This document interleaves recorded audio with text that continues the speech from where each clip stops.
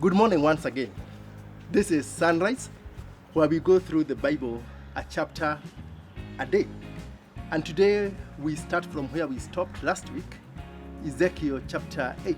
Now, this chapter starts with some elders having come to inquire from Ezekiel God's thoughts about the exile. And when they came, Ezekiel did not quite talk to them. Remember last week we said that Ezekiel had been given one assurance that he will only speak that which God has told him. So in his silence, actually, Ezekiel is taken in another vision. And this time, he is taken all the way to Jerusalem, where God shows him that in the temple, one room after another, and he is shown all the idolatry that is happening in the temple of God. Not only in the temple, but also in the gates of around the wall of Jerusalem. And there is a lot of idolatry that is taking place. So in a scene that is going to take us from chapter 8 to 11, we'll see Ezekiel in this vision. Not only is he shown the idolatry that is taking place, he's also shown the judgment that God has in store as far as Jerusalem is concerned. So we have 70 elders in one of the rooms. These are the 70 elders chosen by Moses way earlier, so it's a node institution in Israel.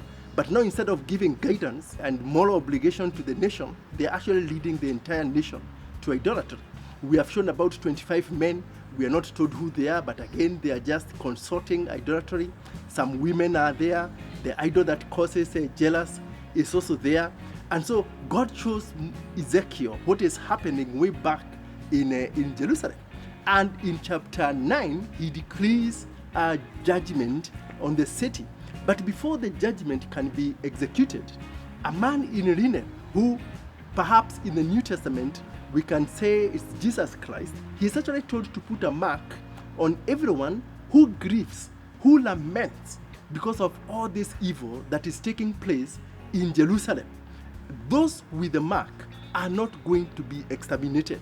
In fact, once everyone who was lamenting, who was grieving because of the evil that was taking place, had been put a mark, the angel of death actually goes out in this vision that Ezekiel is captured in and executes all the other people. Now, here, Ezekiel introduces a very important concept in his prophecy, that of individual salvation, individual responsibility. It is no longer an issue of the nation salvation. It's about individual. So he says, for everyone who had not consulted the idols, for everyone who was lamenting and grieving, they are spared. And again in this vision that Ezekiel is seeing, the glory of God departs from the city.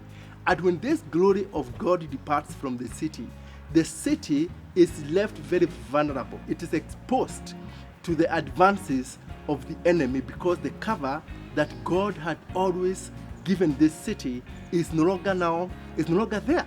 So the city is left exposed. And then in chapter 11, you see a judgment again taking place, this time starting specifically with the leaders. And among the leaders, you have one guy called Patriel. And this guy, as Ezekiel is still prophesying, actually this guy dies, to show that judgment has already started and it is going to start with the leadership. Now, as Ezekiel's vision comes to an end, God actually tells him again in this vision that the captives, those who are now in exile, are the ones who are now in his sanctuary. Actually, God has become their sanctuary. So God's sanctuary is no longer now in Jerusalem.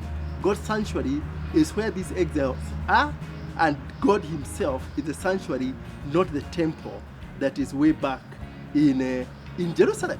And God assures Ezekiel that actually the captives, one day they will come back, and he will have given them the heart of flesh, not the heart of stone that they currently have. Now, it is after all this vision, that now Ezekiel talks to the elders, and after they have listened to everything that Ezekiel has seen, then they depart. We can only imagine what they were left thinking when they were left there with the body of Ezekiel, but Ezekiel himself is in Jerusalem. It must have been a scene to behold. Now, in chapter 12, Ezekiel is actually told to demonstrate exile. So he has to leave his house in a certain way at a particular time, either night, to actually demonstrate the fact that exile is inevitable. Jerusalem is going to fall.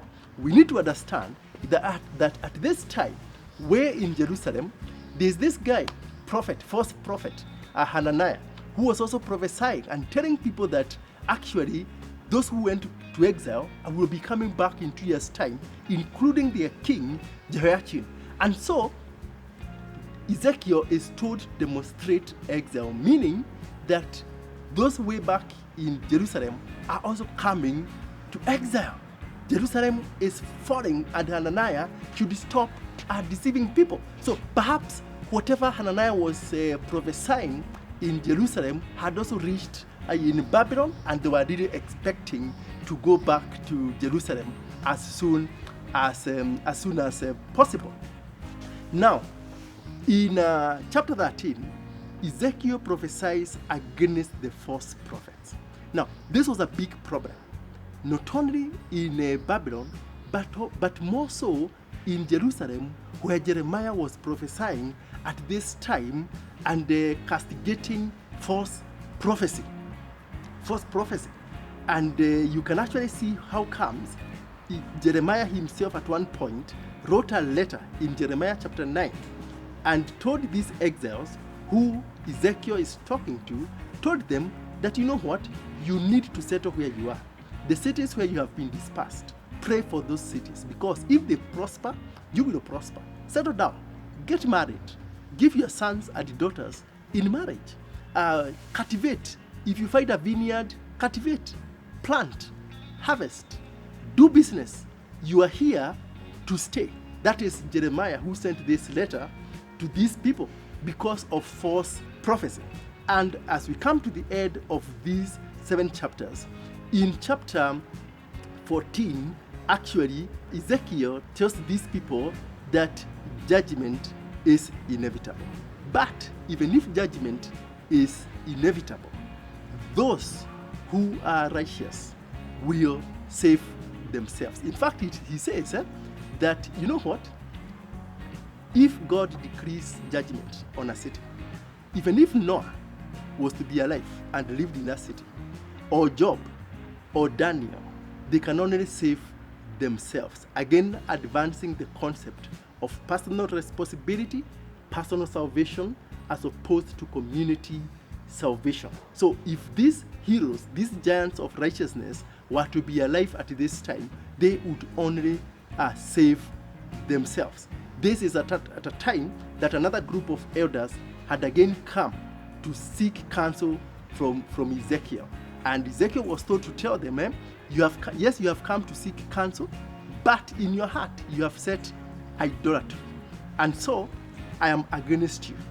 This group of elders were dismissed by Ezekiel being told God himself is against them because they had set idolatry in their hearts. Now, some key lessons as we finish.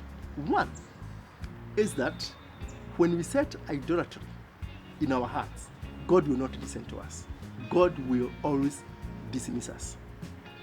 Two is the fact that when there is calamity, when there is disaster in a nation, when danger is looming, there's a lot of false prophecy. And we should always be keen to differentiate false prophecy from real prophecy, because this is a community that had been lost through false prophecy. The other one is the fact that we have to take personal responsibility of our sins.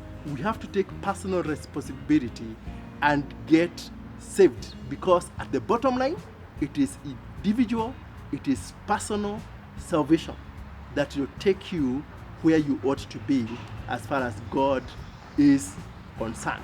For even if Job, for even if Daniel, for even if Noah was to be alive today, they can only save themselves through their righteousness. Thank you very much. May God bless you.